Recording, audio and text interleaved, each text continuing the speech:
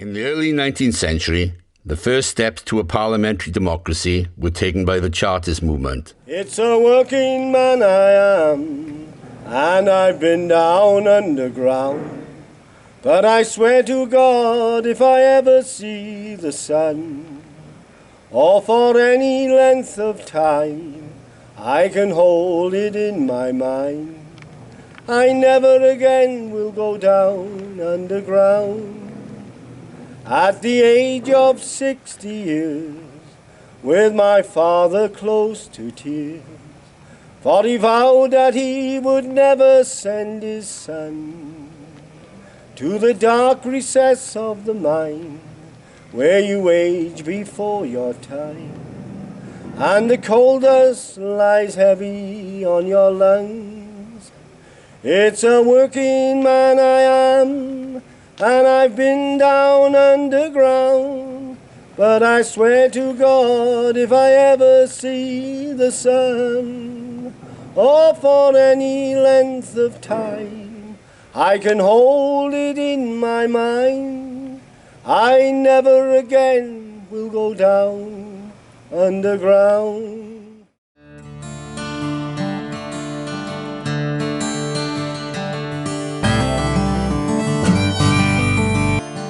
The strands of working class discontent were pulled together. Working men's associations sprang up all over the country. The working class had a terrible life during the working age. Long hours, hard work, mining, steelworks, railway, quarries, no safety attached to it at all. If a man had an injury then, too bad. He had to go, and that was it.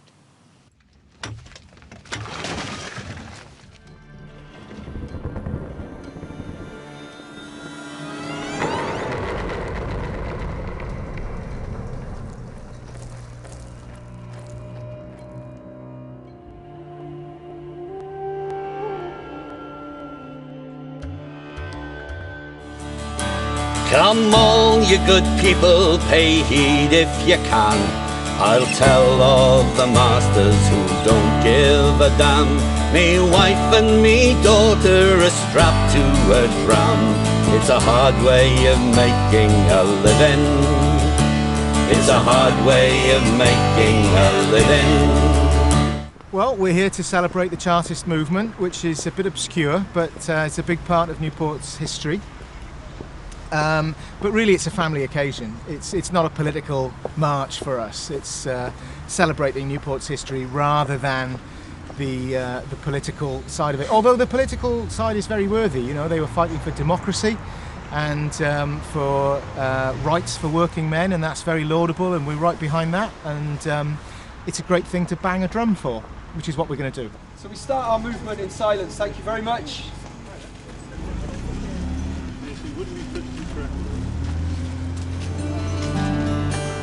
The movement attracted the support of the Monmouthshire colliers, with a tradition of violent struggle against the brutal industrial society they lived in.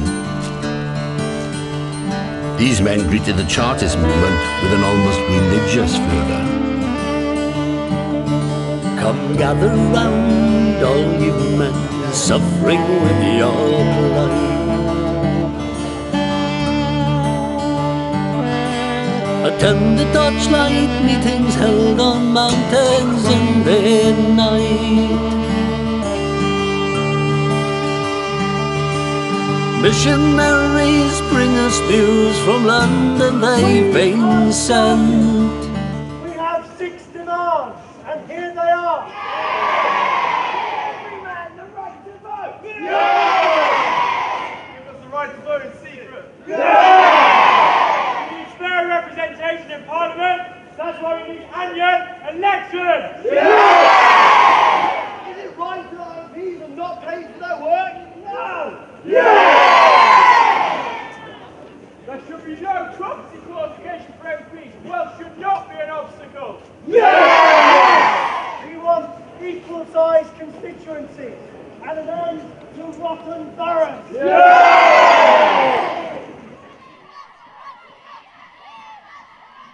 Today we are commemorating the massacre of the Chartists, who were were protesting for the right to vote and the right for equal pay and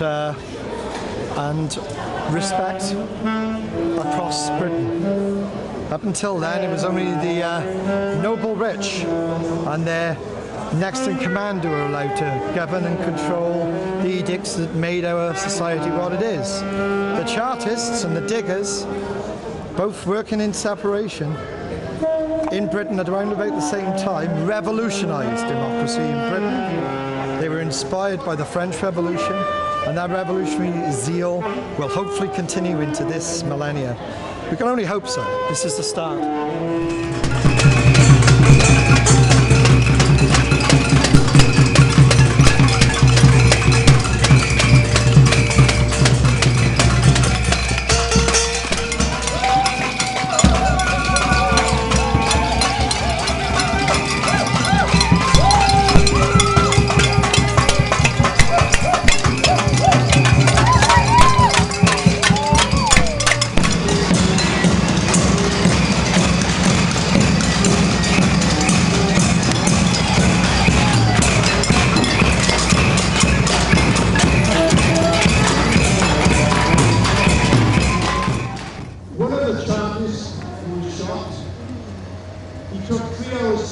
So on this day in 1839, somewhere around 5,000 people came from all over southeast Wales, as far away as Monmouthshire, Pontypool, all the Welsh valleys. They came down here, they assembled, some of them assembled here just outside the church, others came into different parts of Newport, all to march into the centre of the town. Nowadays it doesn't sound very much when you say there were 5,000 people or 6,000 people involved, but you have to remember at the time this town had a population of slightly less than 2,000 people. So it was double the population marching on the city. And if today you had 500,000 people marching on Newport, I think the authorities would get worried. And so they were very worried in those days as well. The result was we don't know how many people got killed when troops opened fire on them. And in the end the crowd dispersed, but it should still stay as a monument to those people who fought for democracy, for our right to vote. The rights which we have today was won by those people. That's why we should celebrate it, not just in Newport, not just in Wales, but also in the United Kingdom. The Charter, it contains 6 points to help the working man. Giving him the right to vote without owning land. For under present Parliament our backs against their wall. We're told we're only working class and have no rights at all.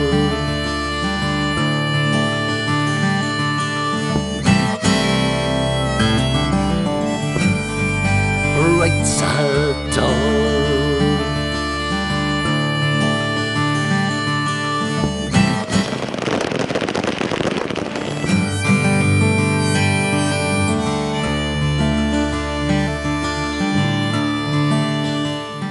Crime of the Chartists was that they challenged the ascendancy of the ruling classes.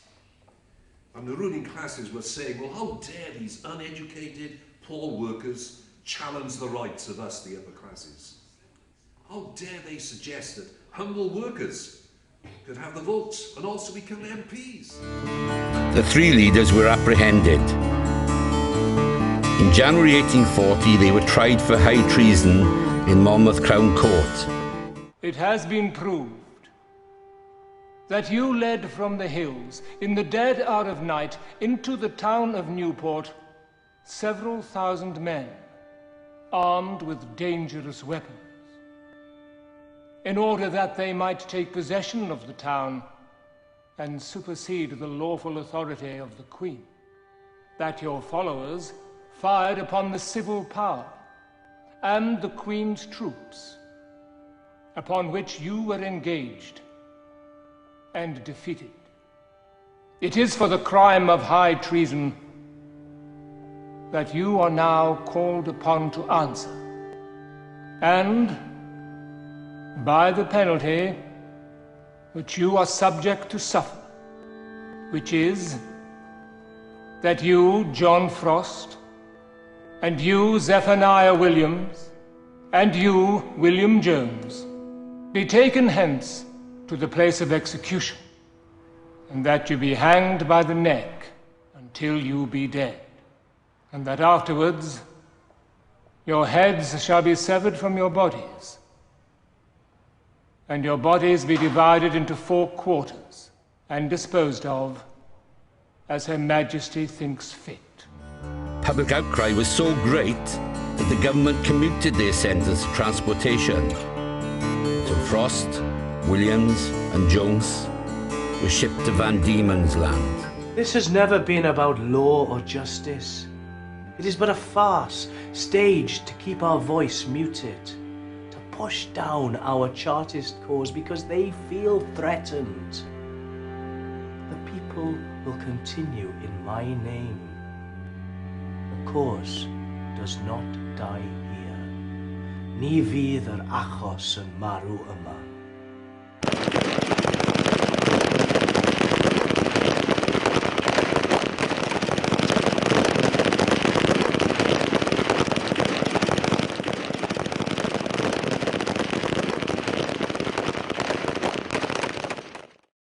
You build your barriers, the taller I become. The farther you take my rights away, the faster I will run. You can deny me, you can decide to turn your face away. No matter, 'cause there's something inside so strong.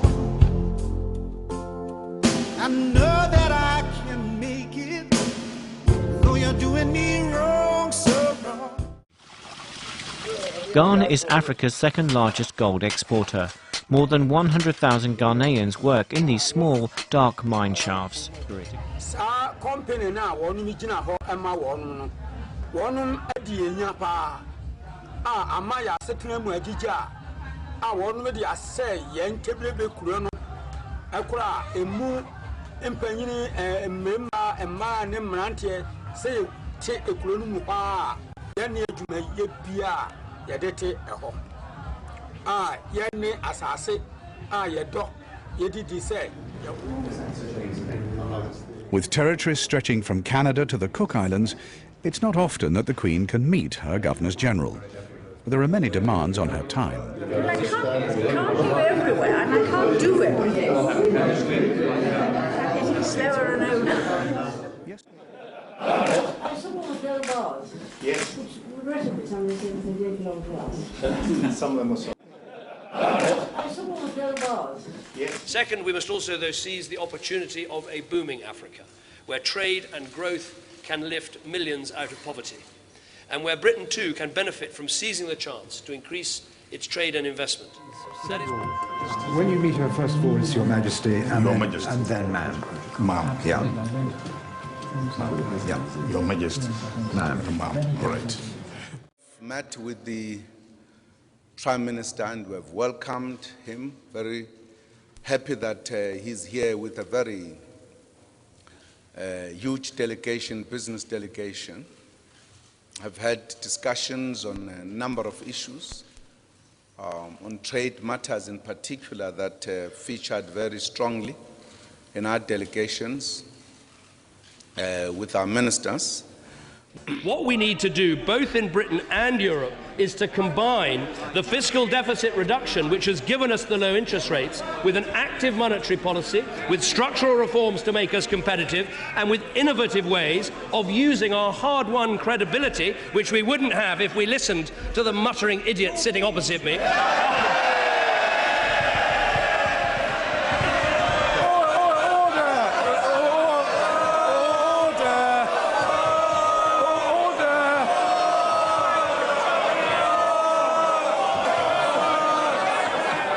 got lots of challenges. We've got to overcome them one by one. I think everything at the moment is looking good, but we'll have a meeting in there at 10:15. Most of the people who came here to Newport were miners, they were builders, they were just working people. And that idea of working people fighting for their rights, it's just as important today as it was back in 1839. Our fathers and grandfathers suffered a lot for our children to have education. And that's the trouble here, is one or two top liners think they know it all, but basically they don't know it all. I think it was the Mardy miners who were the last to walk in. In fact, Peter Gabriel wrote a song called Don't Give Up about that particular pride and bravery amongst the working classes. And yes, it's very much alive in and around Wales. It's in a beaten sense at the moment, you know. But you know, when you're beaten, you get up, and when you get up, things change, generally speaking. In this proud land we grew up strong. We were wanted all along. I was taught to fight, taught to win. I never thought I could fail. No fight left, or so it seems. I am a man whose dreams have all deserted. I've changed my face, I've changed my name, but no one wants you when you lose. Don't give up, 'cause you have friends. Don't give up, you're not beaten yet. Don't give up, I know you can make it good. Though I saw it all around, never thought that I could be a faintant. Thought that we'd be last to go. It is so strange the way things turn. Drove the night toward my home, the place that I was born, on the lakeside.